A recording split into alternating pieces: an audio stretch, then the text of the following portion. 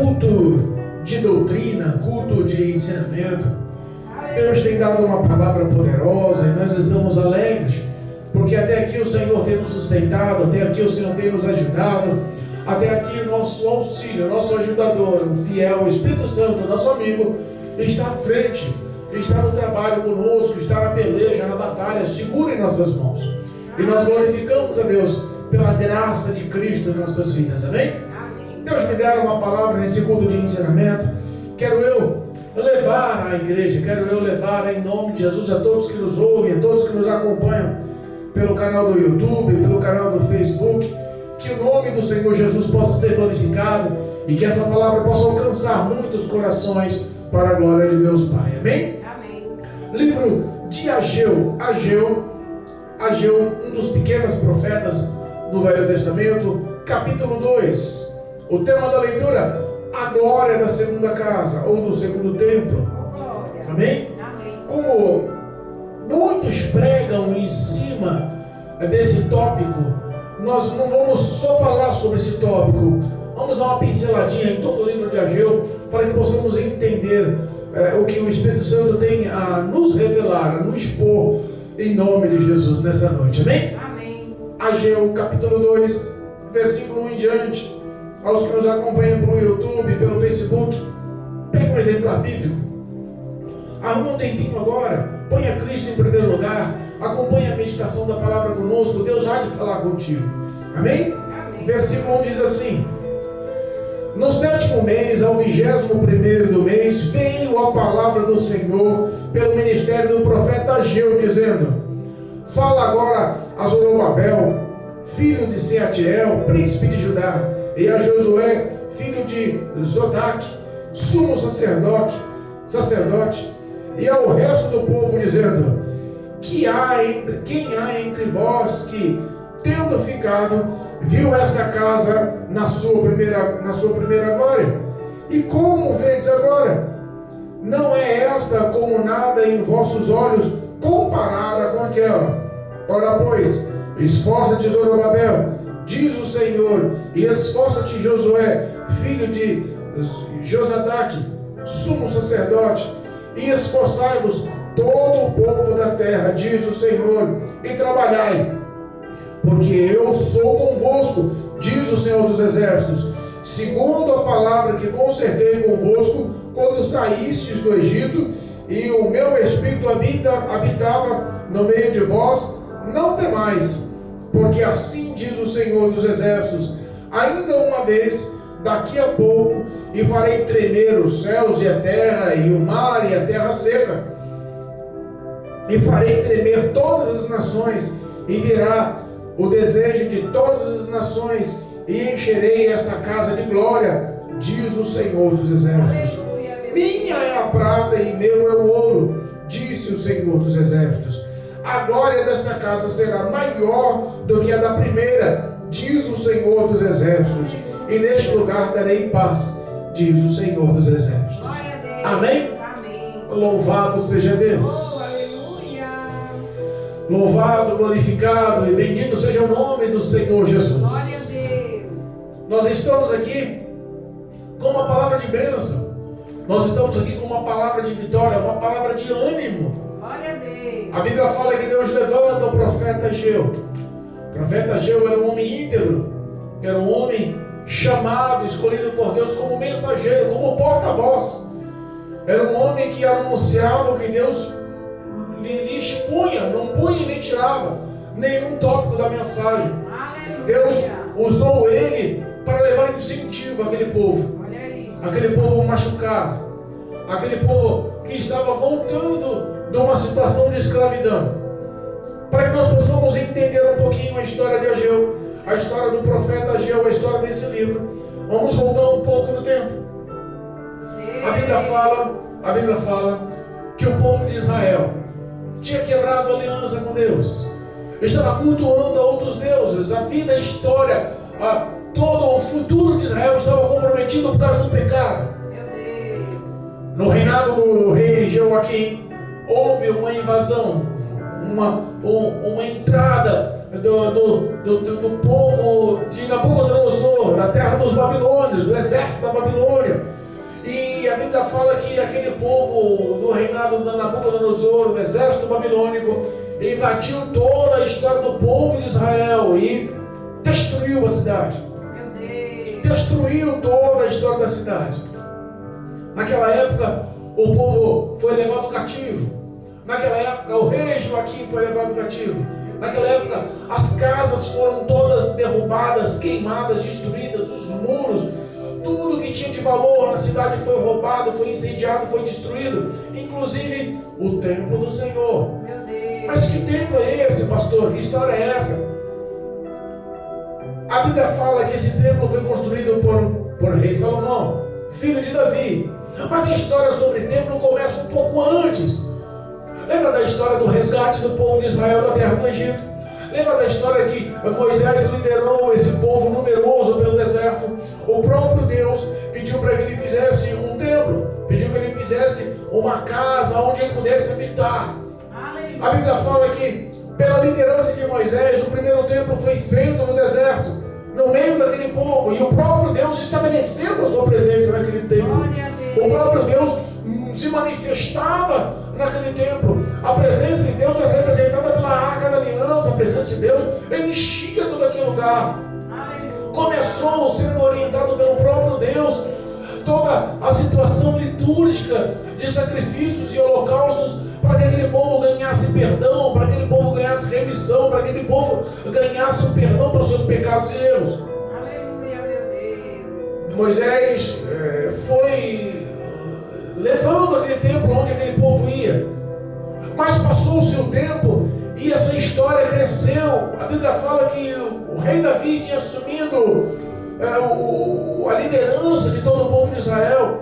Anos se passaram e rei Davi conquistou muito, evoluiu muito, formou a Jerusalém. No meio de toda a sua história, ele colocou, sentiu no coração de fazer um templo suntuoso, um templo à altura, um templo com todo o requinte, com toda a glória, com tudo que ele poderia fazer de melhor. Mas a Bíblia fala que o próprio Deus o proibiu, dizendo que ele tinha sangue nas mãos. Mas que quem iria fazer seria o seu filho, o seu sucessor, aquele que estaria no trono. E foi justamente a história do templo do rei Salomão. Um templo almejado, um templo cobiçado. Era tão glorioso, era tão poderoso, era tão bonito, era tão grande, era tão glorioso aquele templo, que pessoas vinham de todos os lugares da face da terra para conhecer, para entender, para saber qual era a glória daquele templo. A Bíblia fala que Salomão não mediu esforços. Aquele templo foi revestido de ouro por dentro e por fora. Aquele templo tinha vasos e utensílios de ouro puro, bronze, todo tipo de metal precioso. Aquele negócio foi espetacular. Mas não houve só uma montagem física do templo com glória e com todos os valores da época, mas houve também a presença edificante de Deus no templo. Deus era com Salomão. Aquele templo foi edificado pela vontade de Deus. Deus enchia a casa daquele lugar.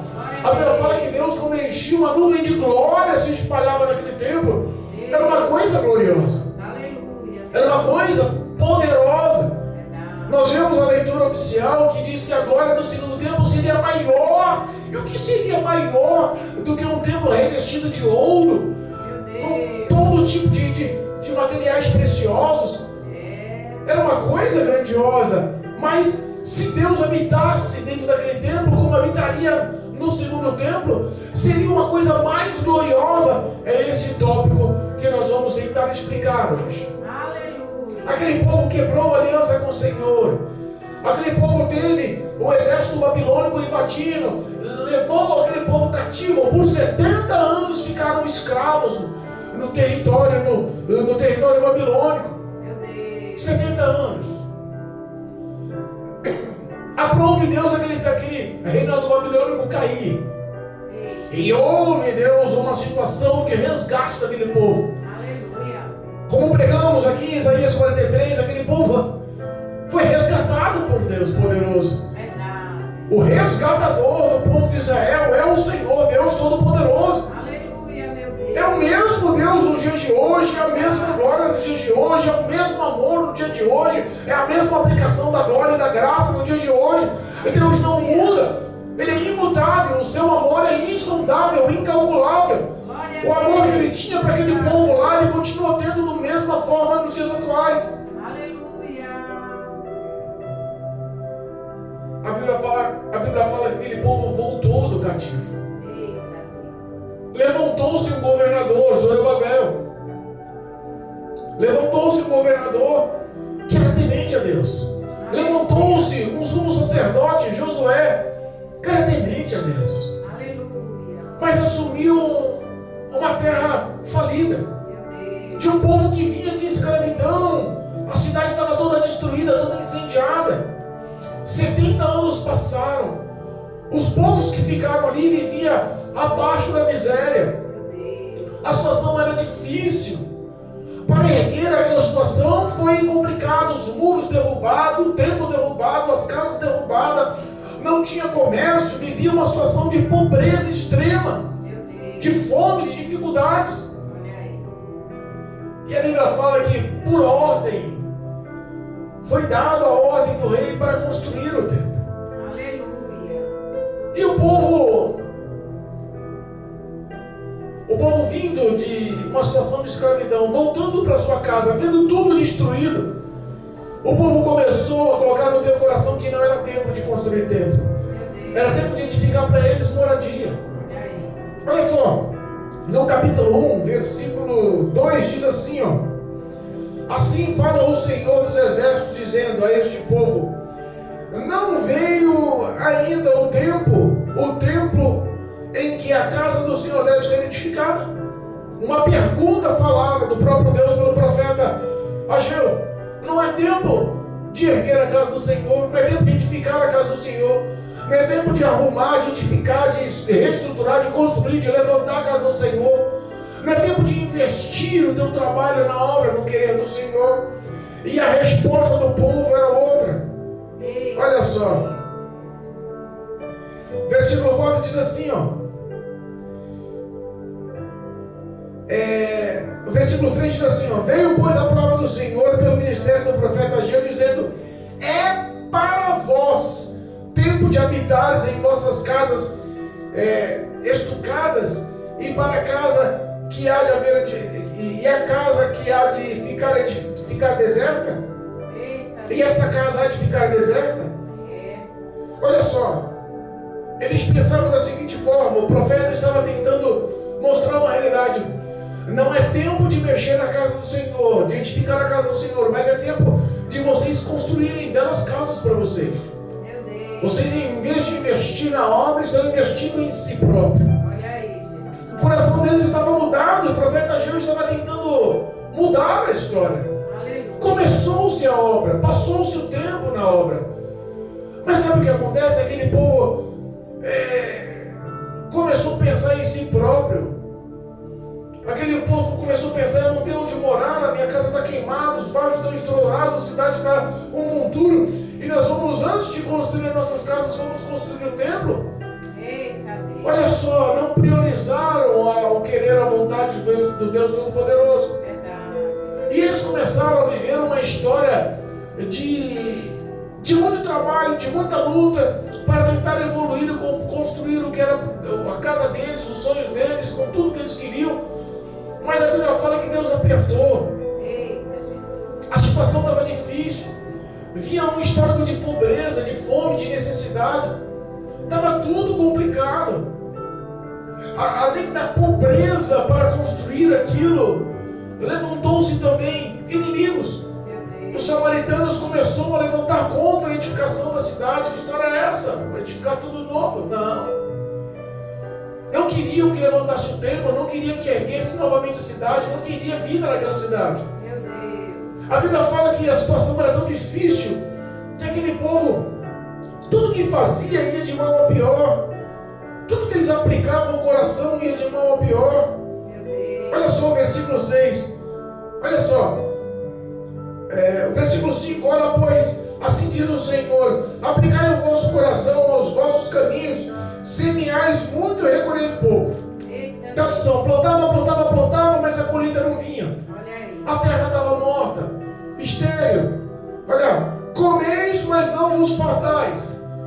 Eles almejavam tantas coisas, sabe? E nunca estava bom o suficiente.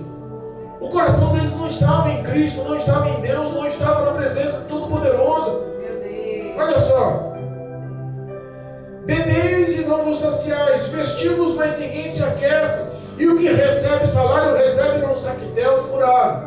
Meu Deus. Numa carteira furada, num bolso furado. Olha aí.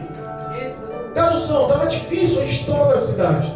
Inimigos se levantando, sem condições financeiras, vivendo à base de miséria, lutando, batalhando, trabalhando para ter tanto. Sabe quantos anos passou nessa história? 16 anos. Meu Deus. Depois que eles foram libertos da escravidão, da terra babilônica, daquela situação de cárcere, eles voltaram para sua terra, desmotivados, entristecidos, enxergaram uma cidade destruída e começaram a pensar não na ação de Deus para levantar aquela cidade, mas na força do seu próprio braço. Meu Deus. Trabalhava muito e não conquistava nada. O que recebia, perdia. Meu Deus. E nós vamos tentar levar essa palavra daquela época para os dias atuais. Meu Deus, é forte. Quantas pessoas estão vivendo em período de escravidão espiritual?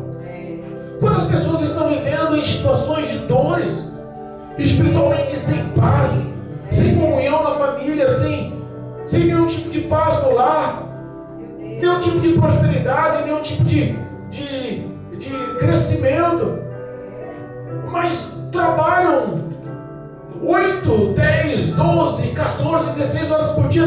Quantas pessoas estão trabalhando em 2, 3 empregos, de segunda a segunda, de segunda a segunda estão ali esfolando para tentar sobreviver e não conseguem. Eita, Jesus. Parece que o que tem não prospera de jeito nenhum. Eu vejo que pessoas que lutam tanto para conquistar o que seus olhos podem ver, perderam a visão espiritual do que Deus pode fazer. Perderam a visão espiritual do que Deus pode cumprir, do poderio da ação, da grandiosidade de Deus sobre a vida deles.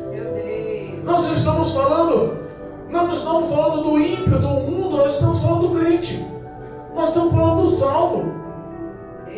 Pessoas que não conseguem viver o melhor de Deus, sabe por quê? Porque não conseguem acreditar que a prioridade, o poder, a unção, a glória, a ação pode vir de Deus, ou não ser dos seus próprios braços, das suas próprias forças.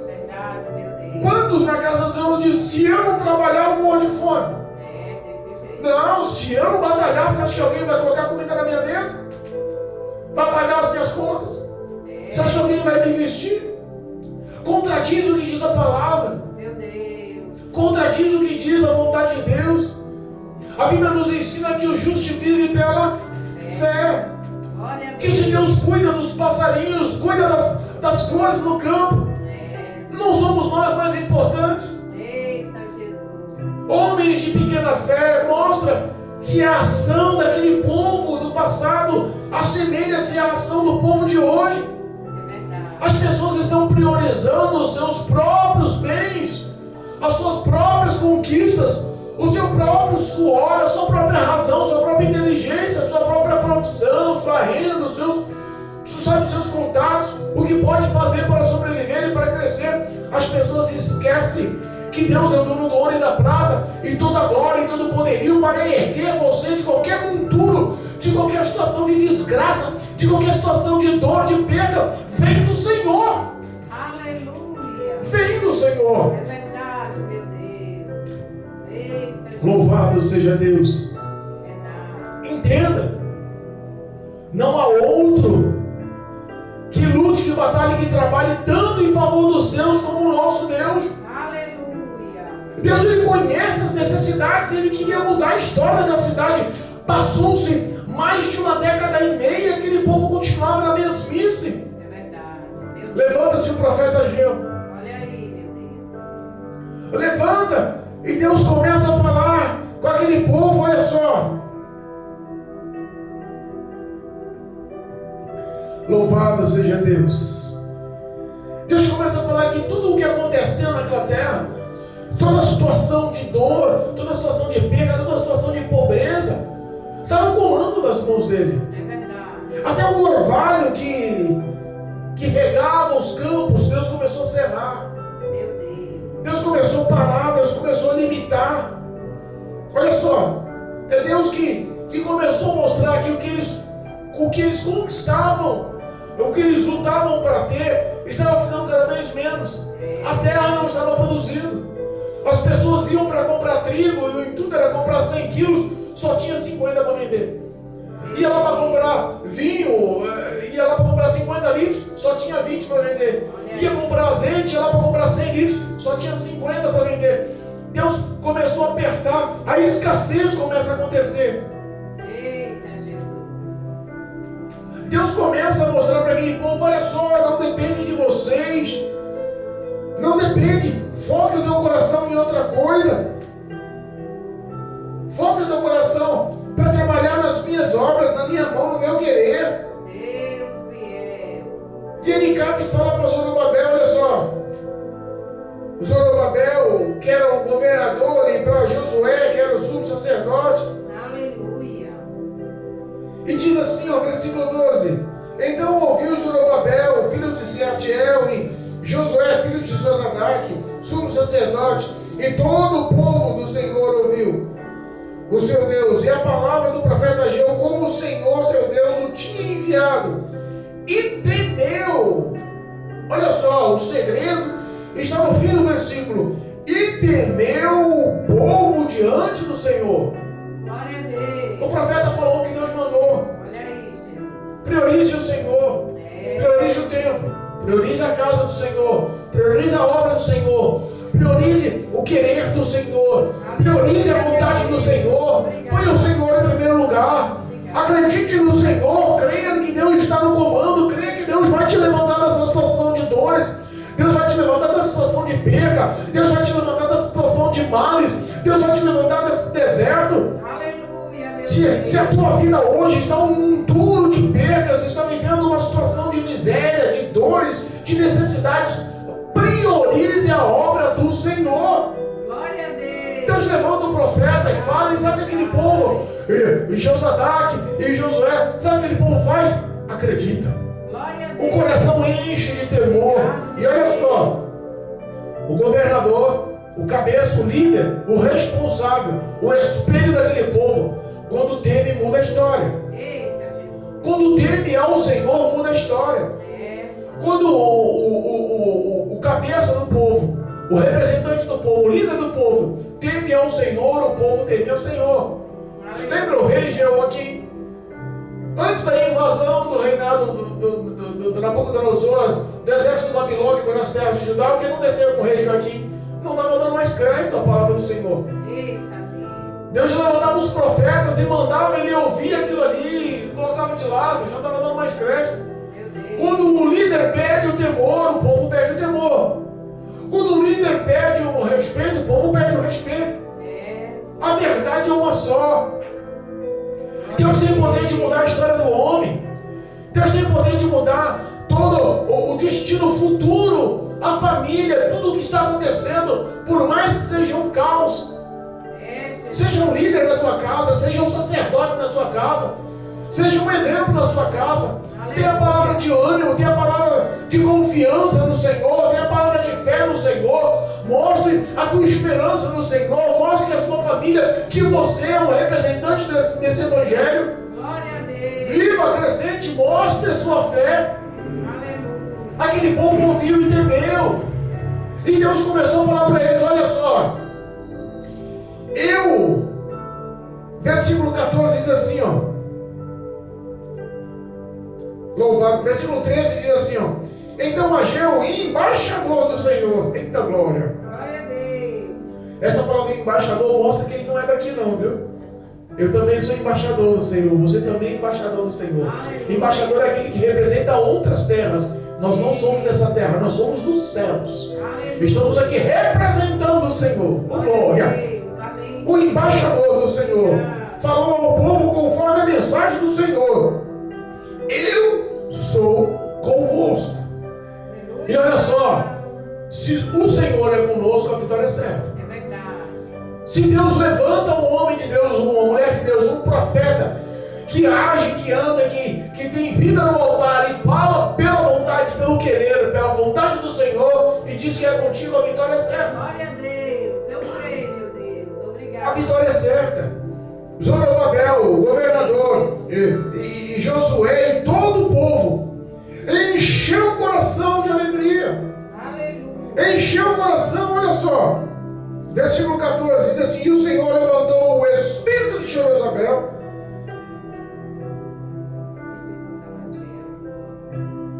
Olha só, o espírito de Josué, Deus levantou o espírito. O que Deus fez?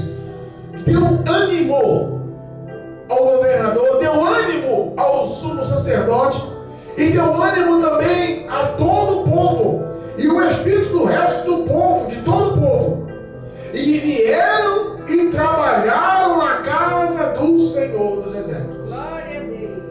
Oh. Quando nós temos uma única união, a Bíblia fala que onde há união, onde há comunhão, Deus ordena a bênção. É verdade. A Bíblia fala que o que é ligado na terra também é ligado nos céus. Glória a Deus. A Bíblia fala que quando o Senhor está no propósito, Ele vai à frente, a vitória é certa. Oh. Aquele que começou a boa obra é fiel para aperfeiçoá-la. Obrigado. É Deus quem está à frente. Ele está dizendo: eu sou contigo. Mas pastor, eu não estou vendo nada. Pastor, eu continuo vendo um monte de montura, um monte de casa queimada. Eu continuo vendo o templo derrubado ao chão. Eu continuo vendo os samaritanos, nossos inimigos, vindo pelejar, vindo bater frente de frente. Eu continuo vendo a miséria. Sabe o que aconteceu com aquele povo? Começou a trabalhar, Glória a Deus. mas desmotivou. Eita Jesus. A pobreza era grande. Olha aí. A perseguição do inimigo era grande. Meu Deus. As dificuldades surgiram. Aí aquele povo ficou desmotivado mais uma vez. Meu Deus.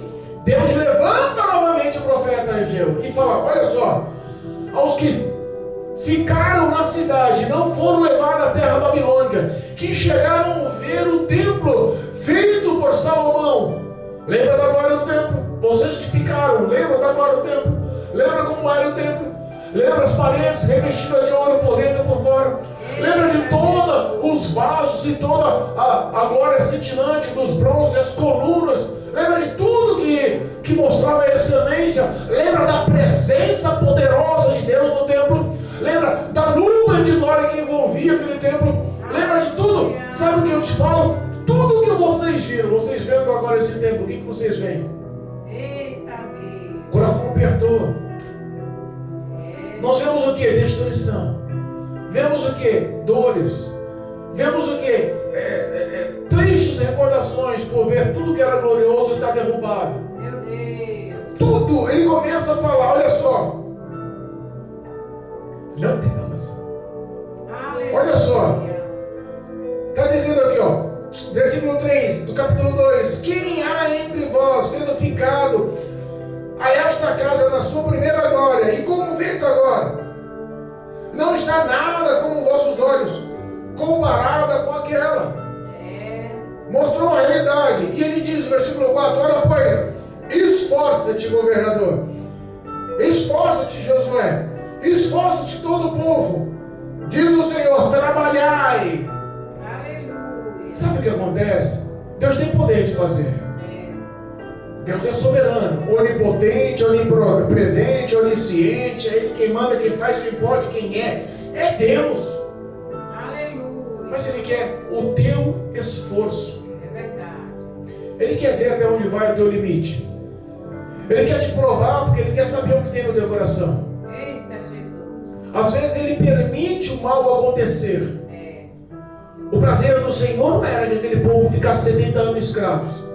O prazer de Deus não era ver o templo suntuoso e glorioso que foi feito pelas mãos do filho de Davi, de Salomão, com tanto amor, com tanta dedicação, com tanto empenho, vendo a glória do Senhor na casa, a alegria, a satisfação do Todo-Poderoso agindo naquele lugar. O prazer de Deus não era que tudo aquilo fosse destruído. Sabe o que Deus prefere? Deus prefere que o povo obedeça. Aleluia. Se o povo tivesse andado em fidelidade e obediência à vontade e ao querer, aos mandamentos, nada daquilo teria acontecido, ninguém teria sofrido na terra alheia. ninguém teria passado pelo tempo de escravidão, ninguém teria sentido novamente o peso do jugo maligno nas costas. Às vezes as nossas escolhas nos induzem ao mal, e Deus permite. Ele é poderoso, poderia não permitir. Como um pai que mima o filho, ele poderia: não, meu filho errou, mas eu vou passar a mão na cabeça dele. Não é assim. Deus é justo. Deus é justo. Ele ama a justiça. E mesmo sendo filho amado do pai, se você errar, se você pecar, se você viver na iniquidade, ele te ama. Se você se arrepender, ele te perdoa. Mas a consequência do pecado você paga. Era o que aquele povo estava pagando ali. A consequência da desobediência, por estarem em cativeiro por 70 anos, estavam voltando e sentindo na pele. Era ali que quando eles voltavam, eles falavam: rapaz, o templo era tão novo, tão lindo, tão bonito. Agora que o Senhor estava na casa, e agora por nossa desobediência está tudo destruído. Meu Deus, é forte. Às vezes as suas escolhas fazem a vida entrar no caos. Meu Deus. Não é um prazer de Deus. O prazer de Deus é que o homem obedeça, ande nos seus preceitos, nos seus valores, viva os seus mandamentos, guarde a palavra no coração, viva a santidade, proclame o nome dele, louve o nome dele, anuncie o evangelho dele, para que a glória do Senhor seja manifesta. Aleluia. Mas as escolhas dos homens, muitas das vezes, trazem ruínas, É verdade. trazem destroços, misérias, dor. Meu Deus. Mas dessa vez Deus fala: olha só, eu fiz um concerto com vocês. Aleluia. Quando eu salvei, eu livrei, eu trouxe livramento lá da terra do Egito, lá das garras de Faraó. Eu fiz uma aliança com vocês. E a minha aliança era que eu estaria no meio de vocês. E eu continuo dizendo: o meu espírito está no meio de vocês. Se esforça. É eu que estou com vocês. Aleluia. Trabalhem. Olha só, o Espírito de Deus na vida do homem trabalhando, a vitória é certa. Glória a Deus. Você não está sozinho. É verdade. Você olha e fala: onde eu vou começar? Não tenho como fazer nada. Mas lembre-se, você não está sozinho. Deixa o Senhor orientar os seus passos. Deixa Deus guiar os seus passos. Confia somente no Senhor. Amém, Jesus. Ele expressa, olha só. Oh, glória. Ele fala: não temas, eu sou contigo. Porque assim, versículo 6, porque assim diz o Senhor dos Exércitos: ainda uma vez, daqui a pouco, eu farei tremer os céus, a terra, o mar e a terra seca, e farei tremer todas as nações, e virá desejada todas as nações, e encherei esta casa de glória, diz o Senhor dos Exércitos. Glória a Deus. Ele não queria só a edificação física do templo. É verdade. Ele queria mostrar que ele ia trazer um povo novamente para aquela casa. Aleluia. Queria mostrar para toda a terra, ele ia abalar a consciência de todas as terras vizinhas, de todos os povos da terra. Deus se manifestou novamente em glória naquela casa. Deus se manifestou em glória novamente em Judá. Deus se manifestou em glória novamente no meio daquele povo. Aleluia, meu Deus. Ele ia trazer a glória. Pai. Nós temos essa interpretação. E sabe que se a gente pegar lá em Lucas capítulo 2, versículo 25 em diante, lembra do homem de Deus, um profeta chamado Simeão? Ele estava no templo, levantado pelo governador da época, por Herodes. Deus poderoso. Olha só, esse mesmo templo foi também levantado por Herodes na época de Cristo. E Jesus foi levado, com 12 anos, foi levado a ser testado no templo, porque essa era a lei. Eles passavam por uma espécie de prova para saber se eles estavam aptos da lei da Torá ou não. E Jesus foi levado para esse teste. Quando ele entrou no templo, aquele profeta Simeão tinha recebido uma revelação do Espírito Santo dizendo que ele não morreria antes de ver o Cristo, o Salvador, o Filho de Deus, entrando naquele templo. Glória a Deus. Nós podemos entender também que a glória da segunda casa que Deus estava falando, mencionando aqui, ainda tão longe dos dias de Cristo, é que a glória da segunda casa seria muito maior, não só com a presença estabelecida de Deus, mas com a entrada de Cristo Jesus, mudando a era, mudando mudando fogo, mudando a lei, trazendo graça, trazendo compaixão, trazendo misericórdia, trazendo salvação. Agora na segunda casa, nos dias atuais, é muito maior do que nos dias anteriores. Eita Deus, obrigado. Era demonstrada a presença de Deus pela Arca da Aliança, hoje é demonstrada a presença de Deus pelo Espírito Santo. É verdade. Cristo Jesus nos trouxe a esperança de vida, pagando na cruz do Calvário, É verdade. preço por meus e teus pecados, e estabeleceu o seu nome nessa casa. Colocou essa casa como casa de oração, é casa de milagre, é casa de sinal, é casa de resposta, é casa de libertação, é casa de cura, é casa de salvação, é casa para trazer paz a todos os oprimidos, libertação a todos que estão sofrendo na mão do diabo, é casa de conduzir o homem aos céus através do poder vivo dessa palavra. A glória dessa casa é maior que a glória da casa anterior. Aleluia. Nós confiamos e acreditamos. Aleluia. O receio daquele povo não era só que Deus estava com eles, não era só pelos inimigos que estavam ao redor, não era só pela falta de recurso. Aquele povo estava, por mais que ouvia as palavras, estavam sabendo que Deus estava com eles, eles estavam sem ânimo, eles estavam destruídos por dentro ainda. Eita Jesus. Talvez o impacto de estar passando ano após ano, 16 anos passados, eles não viram mudança, não tinha mais esperança. Ei, Jesus! E Deus estava mostrando a glória. Jesus fala no versículo 8: minha é a prata e meu é o ouro. Olha aí. Tradução, não se preocupe, o recurso financeiro eu dou. Eita papai. O recurso financeiro, eu sou a provisão. Glória a Deus. Oh, Jesus! Amém, meu Pai. Se nós pegarmos lá no versículo 22 do capítulo 2, vê lá: eu derribarei do trono dos reinos e destruirei a força dos reinos das nações, e derrubarei os carros e os que neles se assentem, os cavalos e os que andam montados neles. Neles cairão, cada um pela espada do seu irmão. Olha só, a primeira situação era a pobreza. Deus está falando no versículo 8: minha é a prata e meu é o ouro. Não se preocupe, o recurso financeiro eu entro. Glória a Deus. Está falando dos inimigos, dos samaritanos. Está dizendo que ele ia causar um pânico, um terror tão grande. Lembra lá a história de Gideão? Que os inimigos, os amorreus, eles começaram a matar um ao outro pelos contos de pavor. A espada deles mesmo começou a matar eles mesmos. Os próprios soldados enfiam a espada em mim, mata eu, não mata ele, para que o terror dos fantasmas dos antigos não venha a mim. É a mesma história aqui. Deus causou um pânico para que eles se matassem. Aquele povo que estava tão fragilizado de sentimento começou a ver a provisão de Deus. Deus defendendo dos inimigos, Deus entrando com provisão do financeiro, e Deus falando para eles: trabalha, se esforça, eu sou contigo. Glória a Deus. Só que tinha um problema no meio de tudo isso. Tinha um problema no meio de tudo isso. Mais uma vez, Deus levanta o profeta Ageu. Deus levanta o profeta Ageu e lança alguma enquete, algumas perguntas.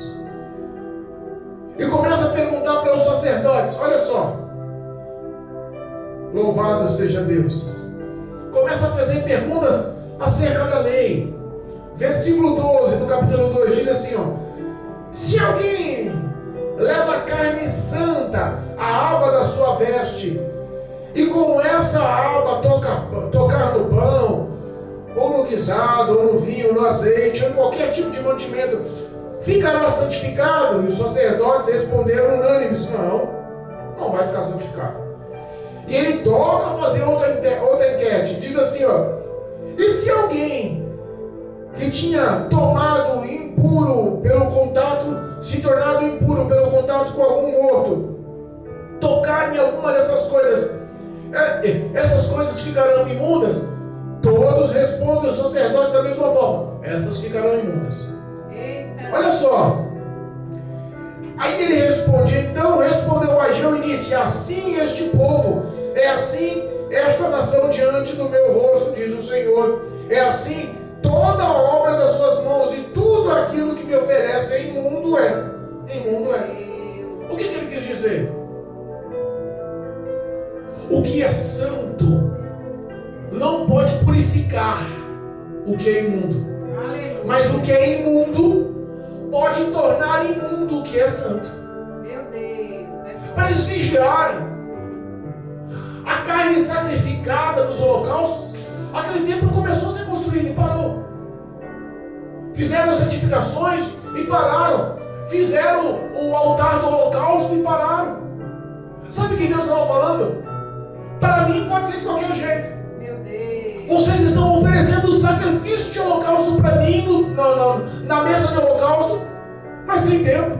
Meu Deus. Por que para mim tem que ser de qualquer jeito? Eita, gente. Para vocês fazem casas suntuosas, luxuosas. E o sacrifício na minha casa, no meu templo, pode ser de qualquer jeito? Não, eu não aceito. Para mim é imundo. Tudo que vocês tocam dessa forma, para mim eu não aceito. É imundo. Meu Deus, é forte. A carne santificada, o sacerdote levava parte delas para o seu próprio alimento, para ele e para a sua família. E levava no seu manto, que também era santificado. E se a borda do manto tocasse em algum condimento, algum outro tipo de alimento, aquilo, ele pergunta: santifica se tocar pela borda da sua veste. A carne que está santificada contigo, se tocar, santifica alguma coisa que toca? Ele falou que não. Mas se algum homem que teve contato com algum morto, que se torna impuro, tocar em alguma dessas coisas, essas coisas vão ficar impuras? Vão ficar imundas, vão ficar impuras. Meu Deus. O que ele diz é o seguinte, olha só.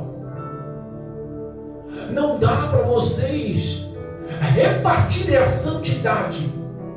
A santidade é conquistada. Aleluia. Ela é lutada. Glória a Deus. Ela é independente. Verdade. Ela vem de Deus e você é que tem que lutar pela tua. Eu não consigo repartir a minha santidade com o outro. Eu não consigo repartir a minha pureza com o outro. Eu não consigo repartir o que eu tenho de melhor com o outro, porque isso eu conquistei. É o Espírito Santo que nos envolve com graça, mas isso é conquistado pela oração, conquistado pelo jejum, conquistado pela meditação e prática da palavra. O homem não consegue ter os atributos que agradam a Deus se ele mesmo não se esforçar. Você me entendeu? Esforça-te. O esforço-te, eu sou contigo. O esforço-te, tem bom ânimo. Agora a segunda casa será maior, mas se esforça. Mas eu não quero uma coisa de qualquer jeito. Eu não estou a fim de holocausto. Eles estavam preocupados em oferecer holocausto num templo que nem estava construído. Foi feito os alicerces, fizeram lá só o altar dos holocaustos e estavam sacrificando. Deus não está a fim de holocausto, Deus está a fim de obediência, nada de sacrifício sem obediência. Ele está a fim de aprovar você para depois a sua oferta.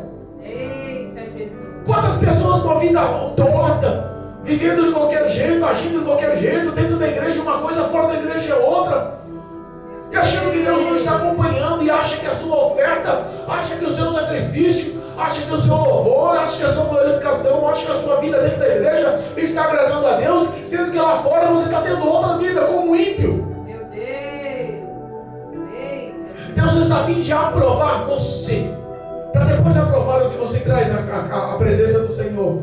Era isso que o profeta Ageu estava falando para esse povo. Era isso que ele estava falando para os sacerdotes. O que é imundo contamina, o pecado contamina. Convive com pessoas que pecam, daqui a pouco tempo você está pecando. É verdade.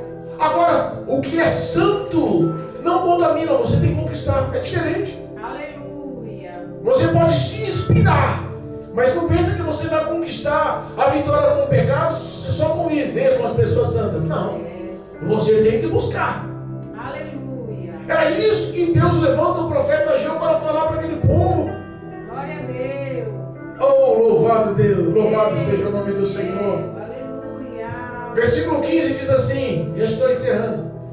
Agora, pois, aplica o vosso coração desde este dia em diante, desde este dia em diante, olha o que Deus manda falar aos sacerdotes.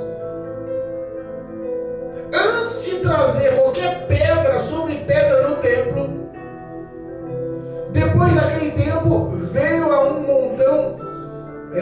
20 medidas e havendo somente 10.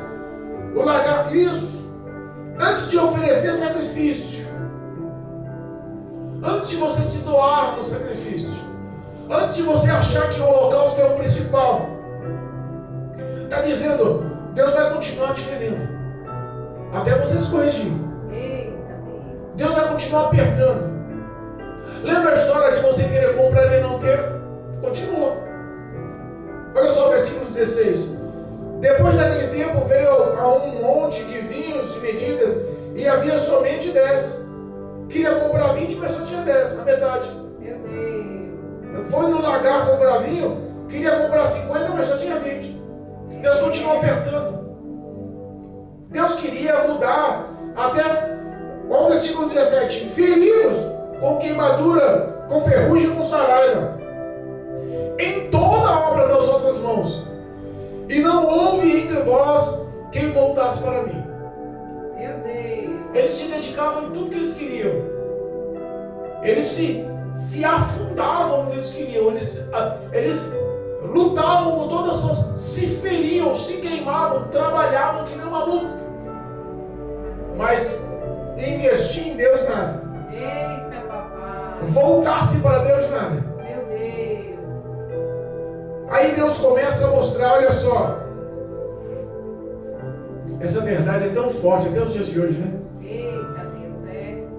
Pessoas trabalham 16 horas por dia. Você pede uma cesta básica para doar para uma família, a pessoa fala que não tem. É desse jeito. Olha que realidade. Meu Deus, é assim. Pessoas que trabalham a vida inteira, lutam, fazem de tudo para evoluir, para comprar, para conquistar, para se gabar, para ostentar. É. Mas não trazem uma oferta na igreja porque diz que o dinheiro é dela. Meu Deus. Eita, Jesus. Não aplicam o coração no amor, na obra, no templo, na vontade de Deus. Verdade.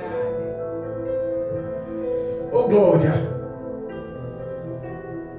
Versículo 18. Ponde, pois, eu rogo-vos, deste dia em diante, desde o 24º dia do mês nono, desde o dia em que se fundou o templo do Senhor, ponde o vosso coração nessas coisas. Há ainda semente no celeiro? Nem a videira, nem a figueira, nem a romeira, nem a oliveira tem dado os seus frutos. Mas desde este dia vos abençoarei. Oh, Jesus. Olha só, tudo que eles juntavam para conquistar, Deus colocou naquele dia um ponto final. Tudo que vocês querem não está dando certo.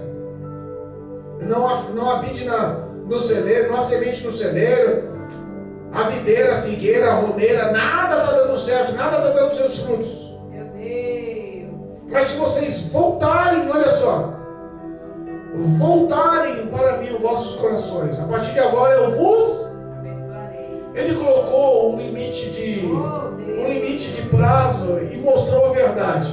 É. Vocês estão agindo assim. Deus. Tudo que vocês tentam não consegue evoluir, mas a partir de agora, a partir de hoje, eu vou abençoar vocês. Aleluia. A partir de hoje, vai haver semente no celeiro. A partir de hoje, a videira vai dar um fruto, a figueira vai dar um fruto, a romeira vai dar um fruto, a oliveira vai dar um fruto. A partir de agora vai haver prosperidade, bonança. Aleluia. Eu vou abençoar. E responda para mim. Quando Deus decide abrir as janelas dos céus e derramar bênção tais sobre a vida daquele que é fiel, o que Deus quer é só o coração aplicado na obra. Aleluia, meu Deus. Ele faz agora da segunda casa acontecer. É verdade. Ele faz, olha só, vou voltar para o versículo 9 e encerramos. A glória desta casa será maior do que a primeira, diz o Senhor dos Exércitos. Neste lugar darei paz, Oh, glória. diz o próprio Senhor dos Exércitos. Aleluia. Obrigado. Repara, meu Deus.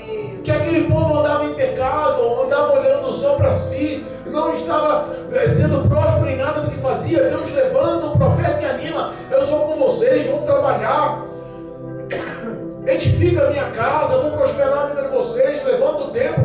Não estou afim de oferta, de holocausto, com pecado, com erro, de qualquer jeito.